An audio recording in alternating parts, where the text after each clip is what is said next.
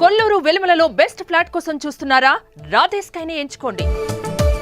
ఒక సంస్థలో పనిచేస్తున్నటువంటి ఉద్యోగిని పట్ల ఆ పైన ఉన్నటువంటి ఉన్నత ఉద్యోగి ఆమెను అక్రమంగా వేధిస్తూ ఉన్నాడు. ఒకరోజు బలాత్కారం చేశాడు. బయటకు చెప్పకుండా ఉండేందుకు ప్రేమిస్తున్నానని, తిరిగి పెళ్లి చేసుకుంటానంటూ కూడా హామీ ఇచ్చాడు. అయితే ఇప్పుడు ఆ వ్యక్తి మోసం చేయడంతో ప్రస్తుతం పోలీసులను ఆశ్రయించింది ఆ మహిళ.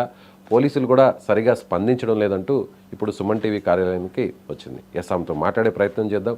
అసలు ఏం జరిగింది, ఆమెకు జరిగినటువంటి అన్యాయం ఏంటో ఆమె ద్వారా తెలుసుకునే ప్రయత్నం చేద్దాం. ఎస్, అసలు ఏం జరిగిందండి? నేను ఒక సంస్థలో జాయిన్ అయ్యానండి, జాబ్ పర్పస్. అతను ఏంటంటే గెస్టులతో మాట్లాడాలని చెప్పి నన్ను ఒక బేగంపేట రాఘవేంద్ర మెన్స్ గెస్ట్ హౌస్కి తీసుకువెళ్ళారు. సో అక్కడ అన్ఎక్స్పెక్టెడ్గా నోన్ పర్సన్ కదా, అలా చేస్తారు అనుకోలేదు. మేము వెయిట్ చేస్తుంటే ఒక 2 hours వెయిట్ చేసాము. తర్వాత సడన్గా నా మీద అంటే నా హ్యాండ్స్ కట్టేసి ఇట్లా బలాత్కారం చేశారు. తర్వాత నేను పోలీస్ స్టేషన్కి వెళ్ళి ఎక్కడ కంప్లైంట్ ఇస్తాను, మీడియాకి వెళ్తానని చెప్పేసి, నేను పెళ్లి చేసుకుంటానని చెప్పేసి నాకు ప్రామిస్ చేసి, అంటే అక్కడ తాగడానికి ఇంకా మంచినీళ్ళు ఇచ్చేసి నన్ను కొంచెం ఓదార్చేసి నన్ను మా ఇంటి దగ్గర దింపేశారు. సో అలాగే ఆ సంస్థలో 2-3 సార్లు కూడా అట్లా, తర్వాత కూడా 2-3 సార్లు ఫోర్సిబుల్, నాకు ఇష్టం లేకుండానే అతను ఫోర్సిబుల్ చేశారు. సరే అని చెప్పి పెళ్లి చేసుకుంటాను కదా అని చెప్పేసి నేను నమ్మాను. సో ఆఖరిలో తను నన్ను ఇట్లా మోసం చేశాడని తెలిసింది. లాస్ట్ డిసెంబర్లో 16th 2024 డిసెంబర్ 16th వెళ్ళి పోలీసులకు ఆశ్రయించాను, కంప్లైంట్ చేశాను, ఎఫ్ఐఆర్ ఫైల్ చేశారు. అంటే అతనికి సహకరించిన ఇంకో 2 ఉన్నారు. సో వాళ్ళిద్దరు, main accused Navakanth, executive director Navakanth అతను. సో అతనికి సహకరించిన నటరాజ్ అండ్ రజిత ఇద్దరు. మేమొచ్చి అంటే మా పర్సనల్ వీడియోస్ అవి ఎట్లా ఫోటోలు వెళ్ళాయో తెలీదు. తను నన్ను బ్లాక్మెయిల్ చేసింది అనమాట. నేను నువ్వు నవకాంత్ మీద పోలీస్ కేసు పెట్టినా, మీడియాకి వెళ్ళినా, సో నేను ఇది మొత్తం పబ్లిష్ చేసేస్తాను, మొత్తం అందరికీ బయట ఇస్తాను, పోలీస్ స్టేషన్కి వెళ్ళి కంప్లైంట్ ఇస్తే కనుక. సో అప్పుడు నన్ను పోలీస్ స్టేషన్కి వెళ్ళి కంప్లైంట్ ఇవ్వకుండా ఆపేసింది. అంటే నాకు భయం వేసింది అనమాట. ఇట్లా బయటికి వెళ్ళి ఇస్తానంటుంది. పర్సనల్ వీడియోలు ఎవరైనా చేస్తే, అంటే అతను పర్సనల్గా ఉన్నప్పుడు వీడియోలు తీశారు. అవి నాకు తనకి మాత్రమే పర్సనల్ మాట అన్నమాట. సో సరే అని చెప్పేసి అవి తనకి ఎలా వెళ్ళో తెలీదు. She blackmail me, police complaint ఇస్తే చేస్తా అని చెప్పి. సో ఇవన్నీ భరించాను. నటరాజ్, నేను అదే ఆ సంస్థకి వెళ్ళాను. ఇలా నా నెంబర్ అది బ్లాక్ చేసి ఇట్లా నాతో మాట్లాడకపోతే ఆ సంస్థకి వెళ్ళాను, తను ఉంటాడు కదా అని చెప్పి.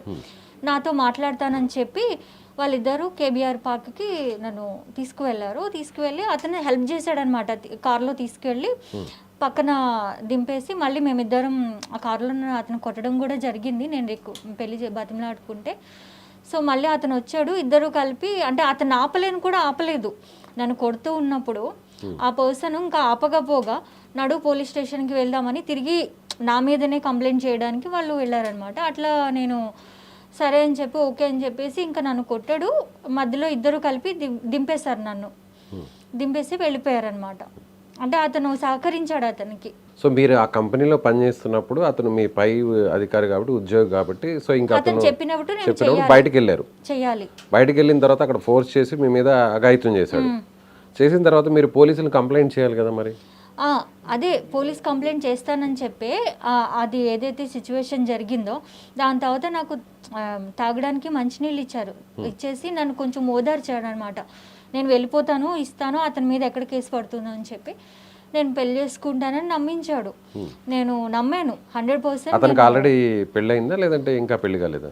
అది లాస్ట్ జూన్లో నాకు తెలిసింది అతనికి మ్యారేజ్ అయిందనే విషయం. మ్యారేజ్ అయింది ఎప్పుడు అంటే లాస్ట్ గొడవ పడ్డాం కదా, నేను ఎప్పుడైతే ఫోర్స్ఫుల్గా ఇంకా ఎందుకు ఇట్లా చేస్తున్నావు అని చెప్పి అడిగినప్పుడు అతను నాకు మ్యారేజ్ అయింది, నిన్ను చేసుకోవడం కుదరదు అని చెప్పేశాడు. ఆ తర్వాత నేను ఇంకా పోలీస్ కంప్లైంట్ ఇచ్చాను.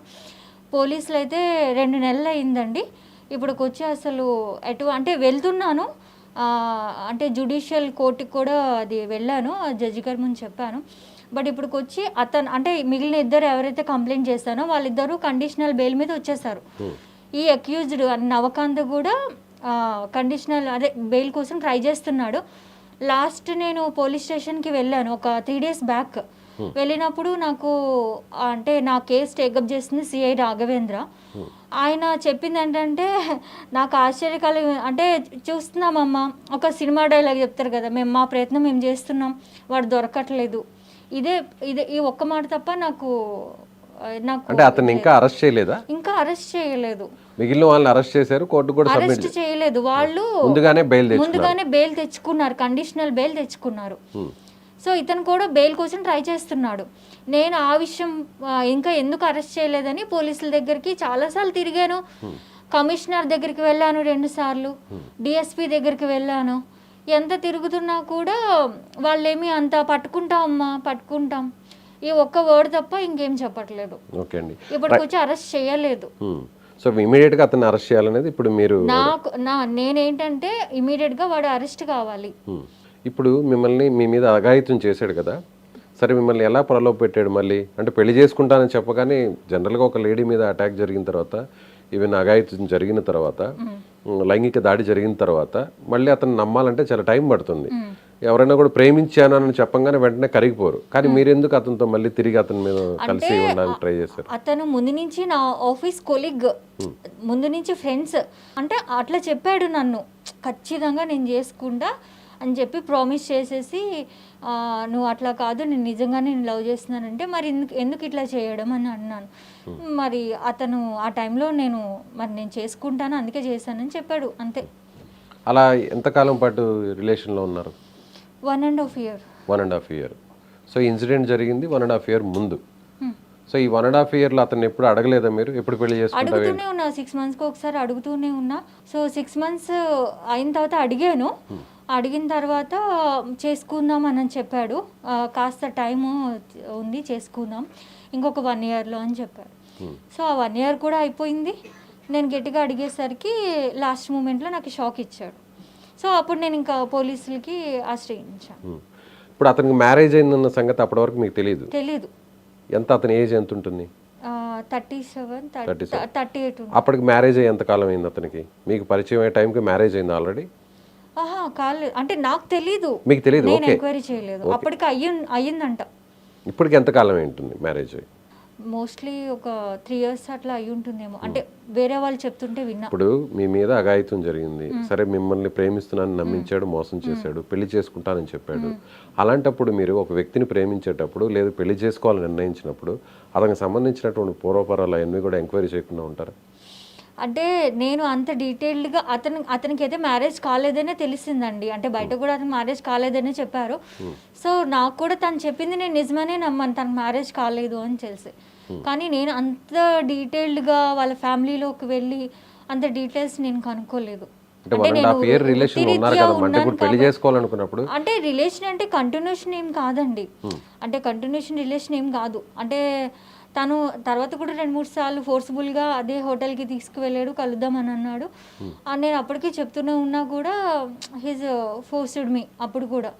సో అంతే, నాకు దాని తర్వాత ఇంకా నేను ఎప్పుడైతే అంటే ఆ సంస్థలో కూడా లాస్ట్ 2024 మార్చ్లో వాళ్ళు శాలరీలు ఇవ్వలేము అని చెప్పి కొంతమంది ఎంప్లాయీస్ని తీస్తారు, దాంతోపాటు నన్ను కూడా తీసేశారు. ఆ తర్వాత ఇంకా నేను వచ్చేసాను బయటకి, నేను వేరే జాబ్ చూసుకుంటున్నాను. ఈ లోపల తను కూడా 1 year పెట్టాడు కదా, 1 year వచ్చి కంపల్సరీ చేసుకుంటామని. ఆ తర్వాత ఆ విషయం మీద నేను వెళ్ళి అడిగాను.